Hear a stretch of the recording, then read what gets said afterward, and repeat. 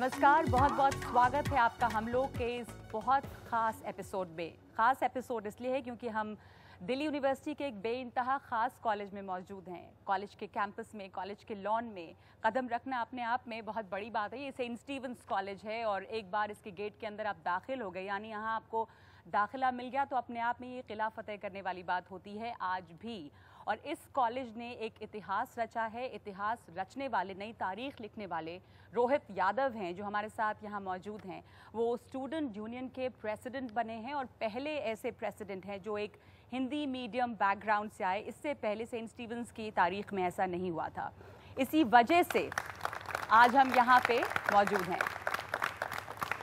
Saint Stephen's college में। और ये जो हुआ है अभी, रोहित यादव ने जिस तरह का इतिहास रचा है, उस पे एक बड़ा सवाल ये उठता है कि क्या ये एक बड़े बदलाव की तरफ इशारा कर रहा है? क्या सेंट स्टीवंस कॉलेज जो बहुत ही एलिटिस्ट कॉलेज है, अभिजात हिंदी में से कहते हैं, और क्या वो उस एलिटिज्म को अब तोड़ रहा है? क्या कोई सोशल बैरियर टूटा है? ये तमाम सवाल हैं जिसे हम समझने की कोशिश करेंगे और इसमें हमारी मदद करने के लिए तमाम लोग मौजूद हैं जो एक ज़माने में सेंट स्टीवंस में रहे, यहाँ के हिस्सा हैं और तमाम अपने अपने फील्ड के नामी गिरामी लोग यहाँ पे मौजूद हैं। मैं आपको मिलवा दूँ तमाम लोगों से। मेरे साथ SY कुरैशी हैं, former chief election commissioner of India. इसके अलावा हमारे साथ अशोक वाजपेयी हैं, कवि हैं, हिंदी के लेखक हैं, सेंट स्टीवंस कॉलेज में रहे हैं।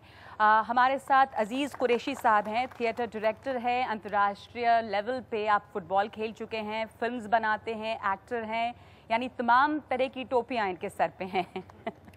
उसके अलावा मेरे साथ यहाँ पे हर्ष मंदर मौजूद हैं जो राइटर हैं, एक्टिविस्ट हैं, ब्यूरोक्रेट रह चुके हैं। हमारे साथ नीलम सक्सेना हैं जो हेड ऑफ द डिपार्टमेंट हैं हिंदी की, और हमारे साथ डॉक्टर कैरन गैब्रियल हैं जो एसोसिएट प्रोफेसर हैं, मीडिया एडवाइज़र हैं इंग्लिश विभाग की। तो ये तमाम लोग हमारे साथ मौजूद हैं जो इस कॉलेज से जुड़े रहे हैं और इनके साथ बातचीत करके हम आज समझना चाहेंगे कि इस कॉलेज ने क्या बदलाव देखा है और इस बदलाव की तरफ इशारा कर रहे हैं रोहित। सबसे पहले आपको बहुत बहुत मुबारकबाद।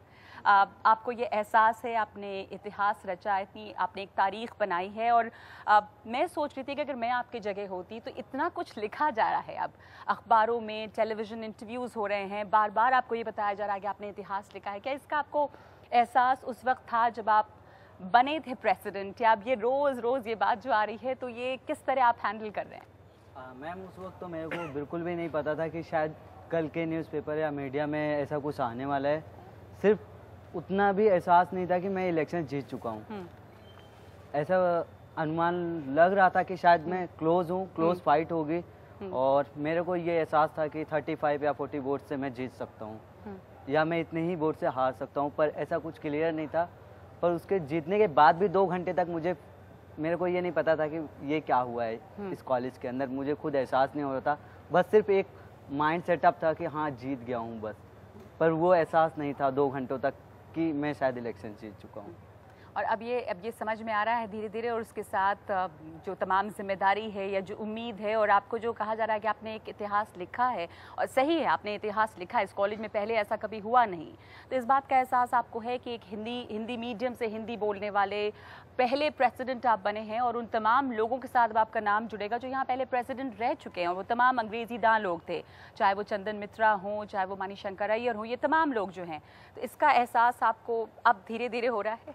मैम, मैं एहसास तो कर रहा हूँ, पर मेरे को एहसास फाइनल जब रियलाइज़ होगा, जब मैं कॉलेज में अपना लास्ट डे पूरे उस वर्क के साथ जो मैंने छोटे छोटे प्रॉमिस किए हैं वर्क करने के लिए, और स्टूडेंट वेलफेयर की बात करता हूँ, ये बोलता हूँ कि यूनियन सबकी होनी चाहिए, एजेंडा हर किसी का होना चाहिए। इन सब चीज़ों को ध्यान में रखते हुए जब मैं अपना लास्ट दिन बिताऊँगा कॉलेज के साथ, तब मेरे को शायद रियल में लगेगा कि हाँ, मैंने अपनी पूरी जो मेरे को वो अपॉर्चुनिटी चाहिए थी, जो मौका मैंने सब लोगों के सामने ये भुनाने के लिए पाया है, उस वक्त मेरे को लगेगा कि शायद मैंने अब असली में अपनी जंग जीती है। रोहित, ये जो जिस जंग की आप बात करें, जब आपने ये इरादा किया होगा कि आप ये चुनाव लड़ेंगे, उस वक्त स्टूडेंट्स के लिए काम करना मकसद था, या उस वक्त भी आपको ये एहसास था कि आप जिस चुनाव में जा रहे हैं वहाँ अगर आप जीतते हैं तो एक तरह की दीवार आप तोड़ेंगे, और ये जो आपका ड्राइविंग फोर्स था वो ये था क्या? मैम, सबसे पहले तो ये था कि मैं अपने फर्स्ट ईयर से ये मेरा माइंड सेटअप हो गया था कि मेरे को इलेक्शंस में ओपन कोर्ट करना है। शायद कहीं ना कहीं 1% जो ये कहते हैं कि वेरियर, वो कहीं ना कहीं था। मुझे भी नहीं लगता था कि मैं इलेक्शन जीत सकता हूँ, और कॉलेज में ऐसे लोगों को भी लगता था कि शायद ये पॉसिबल नहीं है। अच्छा, क्यों ऐसा लगता था कॉलेज में? आप कह रहे हैं कि लोगों को लगता था, कॉलेज का एक थोड़ा सा तो जो कल्चर है बना हुआ है कि प्रेसिडेंट मटेरियल, एलिट बातें होती हैं, ये सारी चीजें बातें लोगों को लगता था। मेरे अपने जो साथ के भी 1-2 दोस्त होते थे, वो भी बोलते थे यार कि बहुत मुश्किल है, करना है तो सोच ले। और कॉलेज में अभी जो 1-2 साल पहले प्रेसिडेंट बन के जा चुके हैं मेरे सीनियर, जो मेरे से बहुत क्लोज रहे, जॉर्ज जोसेफ भैया, उनसे मैंने बात की तो उन्होंने बोला काम करना बहुत बड़ी बात है, खड़े होना बड़ी बात नहीं है, सोच के जाना, देख लो मैंने किया था, मेरे को देख के तब जाना, साथ में काम किया है।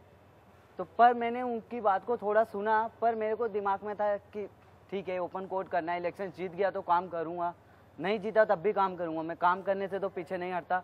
इन सब से इसमें काफ़ी बच्चे जो सेकेंड ईयर 3rd ईयर होंगे, इन लोगों से पूछ सकते हो आप कि मैंने कैसे काम किया है, और शायद उस काम की वजह से लोगों ने मेरे को जाना। पहले हम आपकी जीत को सेलिब्रेट करने के लिए, उसकी खुशी मनाने के लिए और जो बदलाव है उसको मनाने के लिए जुटे, तो मैं आपसे एक और सवाल इससे जुड़ा पूछूंगी कि बार बार जो अखबारों में छप रहा है, मैंने भी जब पढ़ा तो सबसे पहले जो चीज़ नज़र में आई, और मैं सोच रही थी कि मैं होती इस जगह तो कैसा लगता कि gardener's son wins saint Stephen's student union presidents election. तो ये जब आप पढ़ते हैं या देखते हैं तो आपको इस चीज़ पर फख्र महसूस होता है, गर्व होता है, या कैसा लगता है इस चीज़? क्योंकि क्लास 4 ग्रेड के एम्प्लॉई जो है, नॉन टीचिंग स्टाफ हैं, ये हकीकत एक है कि आपके पिता, और वो जो क्लास बैरियर था उसको आपने तोड़ा, ये भी एक बहुत बड़ी बात है। तो इसका शायद मैम मैं ये कह सकता हूँ कि 10% ऐसा एक बैरियर है कि जो बच्चे अपने आप को कॉलेज के अंदर थोड़ा सा अलग फील करते होंगे, या तो फिर शायद कहीं ना कहीं वो अपनी दुनिया में रहना चाहते हैं, कि उनको फर्क ही नहीं पड़ता कि मेरे दोस्त कहाँ पे बैठ के खा रहे हैं या कहाँ पार्टी कर रहे हैं या क्या कर रहे हैं जी। शायद उनको लगता है कि अपनी क्लास खत्म हो गई, रूम में चलो पढ़ाई करो, नहीं मतलब है। तो मैं ये कह सकता हूँ कि शायद 10% रहा होगा उस बैरियर को तोड़ने में। तो उन लोगों को मैं आत्मविश्वास तो देना चाहता हूँ कि अगर मैं यहाँ सामने आज प्रेजेंट करके आया हूँ तो मैं चाहता हूँ कि फॉर फ्यूचर भी वो लोग आए। ठीक है, हमारे साथ जो, मैं आपकी कहानी पे वापस लौटूंगी, जो तमाम लोग यहाँ मौजूद हैं वो सब इस कॉलेज के हिस्सा रहे हैं। कुरैशी साहब, आप मैं ये पूछना चाहता हूँ कि इनके इलेक्शन जीतने में इनका कमाल कम है, इन लोगों का कमाल ज्यादा है। नहीं, बिल्कुल they are socially aware, barriers लेके ये आए थे, ये अच्छे जैसे आप जिसे एलीट कॉलेज कह रहे हैं, एलीट पेरेंट्स के बच्चे हैं ये, तो कमाल इनका ज्यादा है, मगर लकीली इन्हें ऐसा आदमी मिल गया जो उसके लिए मुनासिब। बिल्कुल, तो मैं यही पूछना चाह रही हूँ कि ये जो कमाल इन लोगों ने किया है, एक नॉन एलीट बैकग्राउंड और हिंदी मीडियम, उस ऐसे कॉलेज में जो कि शेक्सपियर सोसाइटी में बड़ा फख्र महसूस करता है और यहाँ शेक्सपियर के प्लेज तो होते हैं। आप देश का हाल देखिए, बिल्कुल मोदी जी के बारे में लोगों ने कहा था कि भाई चाय बेचते थे, मॉडर्न फैमिली के, तो ये वो मूड, वही मूड को कैरी फॉरवर्ड कर रहा है, पूरे देश में ये मूड है। लेकिन क्या इसको हम एंड ऑफ एलिटिज्म के तौर पे देखें?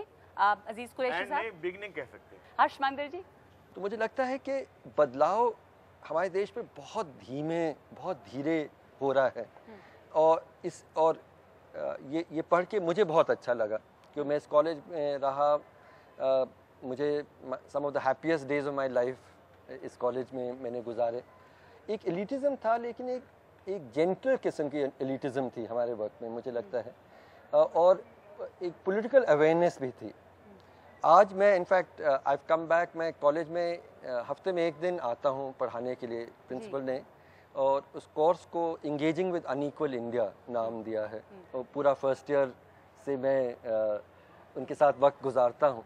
और मैं मानता हूँ कि जो नौजवान यहाँ आते हैं, हम लोग अपने बच्चों को जिस तरह से बड़ा कर रहे हैं, मैंने क्लास में ये सवाल पूछा कि आप में से कितने बच्चे झुग्गी झोंपड़ी में गए हैं, तो पूरे क्लास में एक हाथ भी नहीं उठा।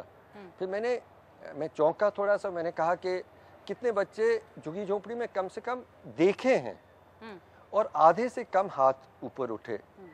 मतलब आप अब दिल्ली शहर में रह रहे हैं और आप मानते हैं कि आपने झुग्गी झोंपड़ी नहीं देखी, मतलब आप वहाँ से गुजर रहे हैं, लेकिन आपको ये रजिस्टर भी नहीं हो रहा है कि बहुत मुश्किल हालात में रहने वाले यहाँ कुछ इंसान हैं। तो मुझे लगता है कि बदलाव का संकेत जो रोहित के आने से हमें मुझे भी बहुत अच्छा लगा। जी। बहुत बहुत देर से आया है और बहुत सीमित है इसका स्वागत भी हम करें, लेकिन आत्माध्ययन भी करें कि why are we celebrating so little so late? So little so late के अलावा the fact that we are celebrating, हम इसका जश्न मना रहे हैं, मुझे ये भी अशोक वाजपेयी साहब ये अपने आप में इशारा करता है कि यहाँ ये चीज़ नहीं थी और बड़े ज़माने तक नहीं थी, इसलिए रोहित जब चुने गए तो इसकी इतनी चर्चा हो रही है। ये अजूबा है अपने आप में। देखिए, मैं 1960 में आया जी, और मैं एक छोटे शहर सागर से आया था जी, और मेरी सारी शिक्षा दीक्षा हिंदी माध्यम से हुई थी जी, लेकिन मैंने यहाँ अंग्रेजी में एमए करने के लिए दाखिला लिया था और उस समय यहाँ कोई भारतीय भाषा नहीं थी, सेंट स्टीफेंस कॉलेज में अंग्रेजी ही थी जी, और संस्कृत और फारसी वगैरह के विभाग तो थे, लेकिन बोलने वाले हम सिर्फ नौकरों से, जिप्स से और धोबी से हिंदी बोलते थे, बाकी सब लोग अंग्रेजी में ही बात करते थे। तो मैं चूंकि तब तक लेखक हो चुका था जी, तो मैं करीब हर दूसरे तीसरी शाम को अपनी भाषा में वापस जाने के लिए कनॉट प्लेस जाता था, जहां हिंदी के लेखक हमारे मित्र थे, श्रीकांत वर्मा, अशोक सेक्सरिया, महेंद्र भल्ला, प्रयाग शुक्ल वगैरह, कॉफी हाउस वगैरह, वहां जाके, क्योंकि वहां मैं मुतमईन होता था कि मैं अभी भी अपनी भाषा में बना हुआ हूँ। दूसरी बात ये थी कि उस समय यहाँ लड़कियां भी नहीं थी, तो न तो भारतीय भाषाएं थी और न लड़कियां थी। लड़कियां हम उधार लेते थे मिरांडा हाउस से, जो शेक्सपियर वगैरह के नाटक आटक होते थे, तो वो लड़कियां तो वहां से आती थी।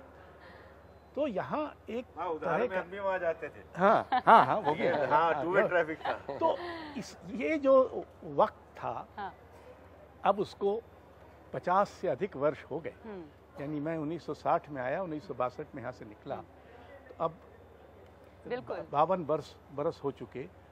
तब ये परिवर्तन आया है, तब परिवर्तन ये आया है कि एक ऐसा लड़का जिसकी पृष्ठभूमि लगभग वही है जो मेरी थी, यानी हिंदी माध्यम से पढ़ा, सरकारी फटीचर स्कूल में पढ़ा, मैं जिस विश्वविद्यालय में पढ़ा था वो बैरक्स में लगता था जी, वहां से मैं आया था। तो अब जैसा ये ठीक कहा हर्षमंदर ने कि 52 बरस लगे सेंट स्टीवेंस कॉलेज में इस परिवर्तन को आने में, 52 बरस लगे यहाँ हिंदी में कुछ हो सके इसकी संभावना खुलने में, 52 बरस लगे एक अपेक्षाकृत शोषित वर्ग से आ रहे बच्चे को इसका अध्यक्ष बनने। जी, तो ये जो 52 बरस लगे हैं, कुरैशी साहब, आपको क्या लगता है कि रोहित की ये जो जीत है 52 बरस के बाद, भले इसका हम जश्न मना रहे हैं कि इस क्लास से एक ख़ास वर्ग से हैं, वो हिंदी बोलते हैं, वो हिंदी मीडियम सरकारी स्कूल में पढ़े हैं, ये तमाम चीज़ें हैं, तो क्या रोहित की जीत हिंदी को एक तरह से कबूल करना है सेंट स्टीवेंस कॉलेज के लिए, जहाँ पर वो कह रहे हैं कि वो अशोक वाजपेयी साहब कह रहे थे कि वो वापस जाते थे कनॉट प्लेस हिंदी भाषा में बात करने के लिए, थोड़ा खुलकर सांस लेने के लिए, आप किसी से हिंदी में बात यहाँ नहीं कर सकते थे। ये जो वाजपेयी साहब ने वैसे ठीक कहा, लेकिन मैं इसको ब्रेक विद द पास्ट नहीं समझता। हाँ। मैं समझता हूँ ये एक लॉन्ग ट्रेडिशन की कंटिन्यूएशन है। और उसके मैं भी यहाँ 5 साल था कॉलेज में, और वहाँ पे हमने देखा कि ऐसे कोई मुस्लिम कैंडिडेट हुआ जिसमें मुस्लिम वोटर्स होंगे 10, लेकिन वो बार बार मुस्लिम प्रेसिडेंट भी बन जाता था। केरला का है, नॉर्थ ईस्ट का सिख है, यानी यहाँ पे इस कॉलेज में ये सवाल था ही नहीं। बल्कि इंटरेस्टिंग बात है कि मेरे एक बहुत ही अच्छे दोस्त 3 साल तक, मेरा नाम शहाबुद्दीन याकूब कुरैशी, सबको मालूम है मुसलमान नाम है। तीसरे साल में उस शख्स ने मुझसे पूछा कि कुरैशी आर यू मुस्लिम? 2 साल 3 साल हुए, कॉन्शियसनेस थी ही नहीं। तो फैक्ट कि यहाँ पे कोई भी हो, इतना लिबरल माहौल था कि वो वोटर्स के माइंड में ये कंसिडरेशन ही नहीं था।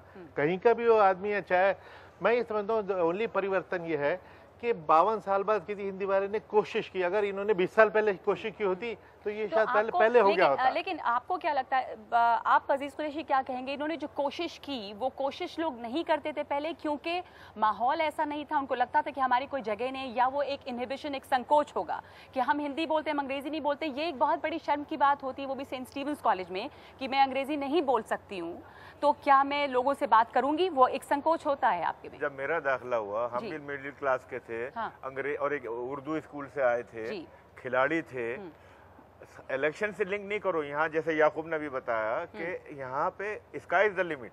आदमी में टैलेंट हो, ये अच्छा भाषण देते होंगे, काम करने का जज्बा है, बच्चे समझने वाले हैं, इनको फेवरेट समझा। अच्छा, मेरा जब दाखिला हुआ तो मैं तो एक शेर में अपना दाखिला बता देता हूँ। मैं इसे अपनी शोहरत कहूँ कि रुसवाई, मुझसे पहले उस गली में मेरे अफसाने गए।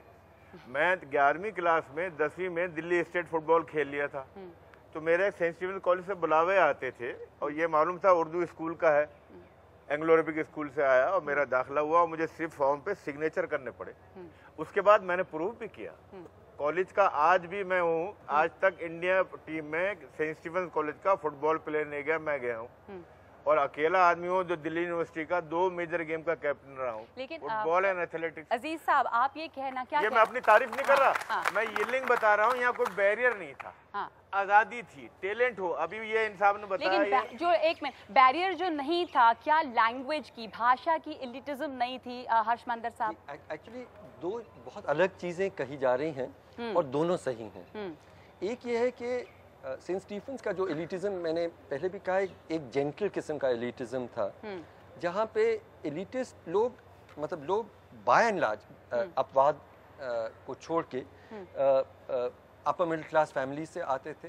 अपने प्रिविलेज में उनमें कॉन्फिडेंस था। अच्छा, अब यहाँ जरूरत पड़ गई, एलीट से हमारा मतलब क्या है? वो क्या लाइन है जहाँ एलीट है, जहाँ नहीं है? नहीं, जहाँ तक हम एलीट की बात करें, एक तरह से जो भी सेंट स्टीफेंस में वो एलीट इस मामले में जरूर है कि एजुकेशन के फील्ड में आप एलीट हैं। कट ऑफ्स देखें जो आप अभी, तो कट ऑफ्स क्या है यहाँ पे, 97, 98 या शायद उससे भी ऊपर होता होगा, 97, 98। तो एजुकेशनल एलीट तो आप वैसे भी जो भी सेंट स्टीफेंस में आ रहा है। जो दायरा है बहस का काफ़ी बड़ा है, पर रोहित जीते। रोहित वो पहले प्रेसिडेंट थे जिन्होंने ओपन कोर्ट जो है वो हिंदी भाषा में किया, इसलिए प्रोफेसर नीलम सक्सेना जो हिंदी डिपार्टमेंट की हेड है यहाँ पे, आपको लगता है कि ये हिंदी को स्वीकार करने जैसा है सेंट स्टीफेंस कॉलेज में? और ये बात सच है या नहीं कि एक लैंग्वेज की हायरार्की यहाँ ज़रूर रही है जिसमें हिंदी नीचे थी? नहीं नगमा जी, मैं आपको बताना चाहूँगी कि ऐसा नहीं है। यहाँ सिर्फ शेक्सपियर सोसाइटी है, यहाँ शेक्सपियर सभा भी है जिसमें कि हिंदी के बहुत अच्छे नाटक किए जाते हैं। और मुझे ये बताते हुए बहुत गर्व होता है कि हमारे छात्र स्वयं उन नाटकों को लिखते हैं और उनका निर्देशन करते हैं। और दूसरी बात ये है कि हमारे यहाँ उदारता की नीति अपनाई गई है और हिंदी माध्यम में भी कुछ छात्र पढ़ते हैं। ऐसा नहीं है कि सिर्फ इंग्लिश मीडियम है, हिंदी मीडियम भी है। तो मुझे लगता है कि ये जो यहाँ मुद्दा आपने उठाया है कि रोहित की जीत भाषा को लेकर हुई है, ये कुछ अंश तक ठीक है, पर मुझे लगता है कि रोहित की जो घोषणा पत्र में नीतियाँ थी वो शायद छात्रों के लिए ज़्यादा लाभकारी रही होंगी। तो पूरा इलेक्शन कैंपेन जो आपका था वो मैं पढ़ रही थी कि एंटी इलीट एजेंडा था आपका, है ना? हिंदी को आपने अपना स्ट्रेंथ बना के इलिटिज्म के खिलाफ एक तरह से जाके आपने कैंपेन किया था। आपके तमाम साथी यहाँ पे मौजूद है जिन्होंने कैंपेन किया था। अगर हम इनको यहाँ पे माइक दे सके तो इनसे मैं पूछना चाहूँगी, लेकिन पहले आप ये बताएं कि आपने इसको अपनी ताकत बनाया था, ये सच है? क्या आपके पास, आप अंग्रेजी नहीं बोलते हैं और वही चीज़ आपकी ताकत थी? ऐसा नहीं था कि मतलब मैं प्रेजेंट नहीं कर सकता था, कर सकता था, पर शायद लगता था कि अगर अपने पास एक चीज है उसको हम मोटिव बना के चल सकते हैं, तो क्यों नहीं, पीछे क्यों जाएं उसमें और इंग्लिश को लेके जाएं, या फिर मैं इस चीज को टारगेट नहीं करना चाहता था। अगर मैं हिंदी में बेटर कर सकता था तो मैं उसको लेके चला।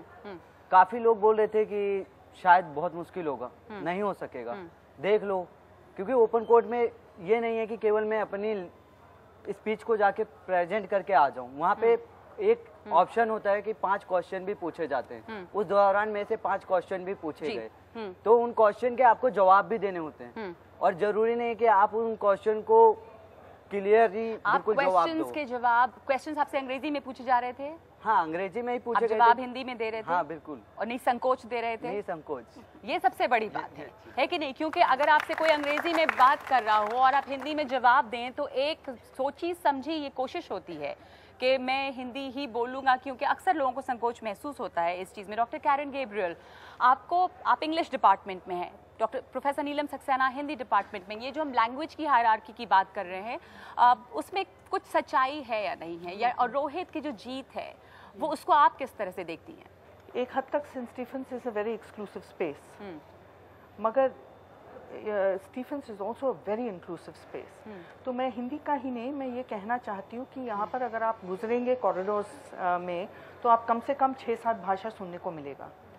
वो कोई तमिल बोल रहा है, कोई मलयालम बोल रहा है, कोई बांग्ला बोल रहा है, कोई नॉर्थ ईस्टर्न लैंग्वेजेस बोल रहे, कोई उर्दू बोल रहे हैं, कोई मलयालम बोल रहे हैं। सो एक तो ये एक अभी मुझे लगता है कि पिछले 7 साल से थोड़ा सा इंट्रोस्पेक्शन हुआ है सेंट स्टीफेंस कॉलेज में। हो सकता है कि उसके पहले जो है थोड़ा सा ज़्यादा कंफ्यूजन हो गया था एलिटिज्म और एक्सीलेंस के बीच में, मगर अभी जो है मुझे लगता है कि इंस्टीट्यूशन जो है एक बहुत ज़्यादा हद तक सेपरेट किया है एक्सीलेंस क्या चीज़ है और एलिटिज्म क्या चीज़ है। और मुझे लगता है कि ये बात जो है हमारे स्टूडेंट्स को समझ में आ गया है कि एलिटिज्म अलग चीज़ है और एक्सीलेंस अलग चीज़ है। तो जब हम मुझे लगता है जब हम इंट्रोस्पेक्शन करने लगे थे कि as an institution of national importance हमारा रोल क्या होनी चाहिए सोसाइटी में, और 7 साल पहले ये जो बहस हुई है आपको शायद सुना ही नहीं दिया, कंट्रोवर्सी के हैसियत से आपको सुनाई दिया, मगर अंदर में जो बहस होता गया सेंट स्टीफेंस में, मुझे लगता है कि रोहित इसका नतीजा है। क्योंकि रोहित बाहर से नहीं आया, रोहित जो है he is a member of this college, और रोहित जो है कर्मचारी यहाँ क्लास 4 एम्प्लॉय का बेटा है, तो उनका एट वन लेवल वो आ जाते हैं। Saint Stephen's College does not follow the principle जो अदर कॉलेजेस फॉलो करते हैं कि 3% के सीट्स जो है स्टाफ मेंबर्स को दिया जाता है। हर कर्मचारी का बच्चा, हर स्टाफ मेंबर का बच्चा इसमें ऑटोमेटिकली दाखिल हो जाते हैं। इसका ये मेरा ये कहना नहीं है कि कोई काबिल नहीं है जी, इनमें से सब काबिल है। आप कह रहे हैं कि जो एक बहस चल रही थी स्टीफेंस के अंदर, खुद एक तरह का मंथन था, ये इसका नतीजा भी है। और मुझे लगता है कि ये दिस इज द बिगिनिंग जी। अभी जो what Rohit does to consolidate this, अभी हम देखेंगे उसको। रोहित, आप जो आपको वोट्स मिले वो 372-73 थे, हाँ, और जो सेकंड आए वो आपसे कुछ 150 से ज्यादा वोटों से पीछे थे, 134 वोट से। आपको जिन लोगों ने वोट दिया वो तमाम जिनकी बात करें एलिटिस्ट, तो उस तरह के परिवार के, ज़्यादा प्रिविलेज्ड बैकग्राउंड के बहुत सारे बच्चे यहाँ पे हैं, और बहुत सारे ऐसे होंगे जिनको एहसास भी नहीं है कि वो कितने प्रिविलेज क्लास से हैं, क्योंकि वो उनको पैदाइश से मिला है।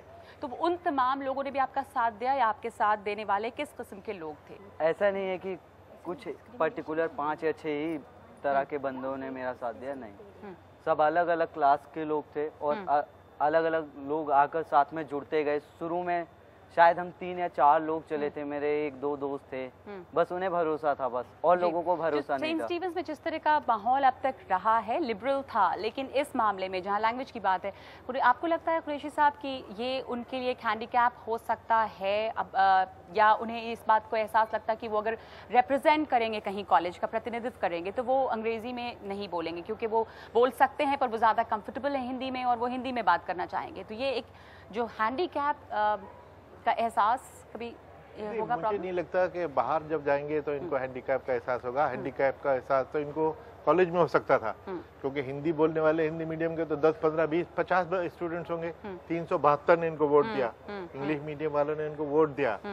बाहर इतनी ज़्यादा इंग्लिश कंसंट्रेशन के तो कॉलेजेस कम होते हैं, तो बाहर जहाँ जाएंगे वहाँ तो हिंदी पहले ही ज़्यादा बोली जाती है, तो वहाँ इनका कंफर्ट लेवल नॉर्मल कोर्स में और भी ज़्यादा होगा। अजीज साहब, क्या जब ये रिप्रेजेंट करेंगे सेंट स्टीफेंस को किसी प्लेटफॉर्म पे और हिंदी में बात करेंगे सेंट स्टीफेंस कॉलेज के प्रेसिडेंट, तो आपको लगता है कि ये अपने आप में बहुत सारे लोगों के लिए एक सीख भी होगा, और वो जो हिंदी बोलने का एक संकोच है उसे भी एक तरह से ये खत्म कर पाएंगे?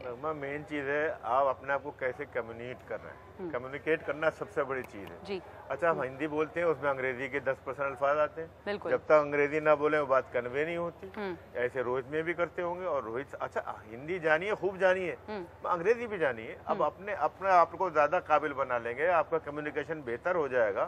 अंग्रेजी ना जानना कोई क्राइटेरिया नहीं है, अंग्रेजी बिल्कुल उतनी सीखे जितनी इन्हें हिंदी आई है, इनके लिए बेहतर होगा, और हमारे लिए कम्युनिकेशन का मामला बेहतर होगा।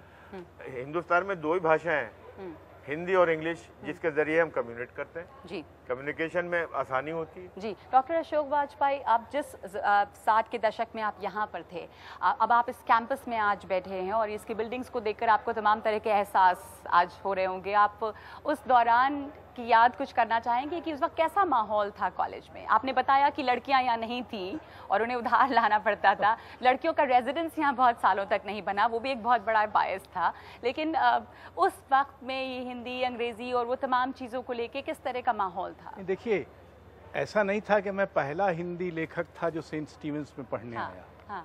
हमसे पहले दो बड़े, एक तो चित्रकार राम कुमार जी, वो सेंट स्टीवेंस के ही छात्र थे, उन्होंने यहाँ संभवतः अर्थशास्त्र पढ़ा था और वो हिंदी में कहानी भी लिखते हैं और बड़े चित्रकार भी।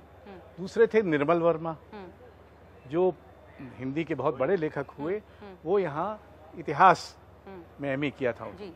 तो एक बार किसी ने ये कहा था कि अंग्रेजी साहित्य जो है भारत में लिखा जाने वाला, उसमें एक सेंट स्टीवेंस स्कूल है। There is a Saint Stevens school of fiction writing in English, and that person wrote to me a letter saying कि would you allow me to say that there is also equally a Hindi school of Stephanian writing, and that he enumerated these things. So let us not sort of simplify the matters. It's a much more complex issue. दूसरी बात ये है कि ऐसा नहीं था कि उस समय जो, एक तो हम लोग छोटे शहर से चूंकि आए थे तो थोड़ा सहमे से रहते थे, क्योंकि हमारे साथ जो छात्र थे वो दून स्कूल और मेयो कॉलेज और सिंधिया स्कूल वगैरह से पढ़े हुए थे, वो अव्वल दर्जे से अंग्रेजी माध्यम से पढ़े हुए थे। हम तो आके एमए में अंग्रेजी माध्यम से पढ़ रहे थे। लेकिन धीरे धीरे मैंने पाया कि वो सब बेन जॉनसन और ये सब तो जानते थे, शेक्सपियर वगैरह के बारे में, लेकिन हमको रेनर मार्टिन रिल्के का पता था, हमको पाब्लो नेरूदा का पता था, हमने अल्बेर काम्यू को पढ़ रखा था, हमारे पास पास्टरनाक की कविताएं थी। तो फिर धीरे धीरे आत्मविश्वास लौटने लगा और उसके फिर बहुत और नतीजे। तो ऐसा नहीं है, ये सही है कि एक उदार किस्म का भद्र अभिजात्य यहाँ था, लेकिन वो आड़े नहीं आता था अगर आप उसको बरका के चलें। यानी वो आपको छेंकता या रोकता नहीं था। अगर आप कुछ करना चाहें तो ऐसा नहीं था कि कोई बंदिश थी। मैं समझता हूँ कि धीरे धीरे वो एहसास भी कम हुआ, धीरे धीरे ऐसे लोग भी आने लगे जो और हलकों से आते हैं और जिनके पास उस तरह की साधन सुविधाएं नहीं हैं जैसा बहुतों के पास उस समय होती थी। तो ये तो सही है। उस जमाने में भी बरामदों में कभी कभी दूसरी भाषा सुनने मिलती थी जी।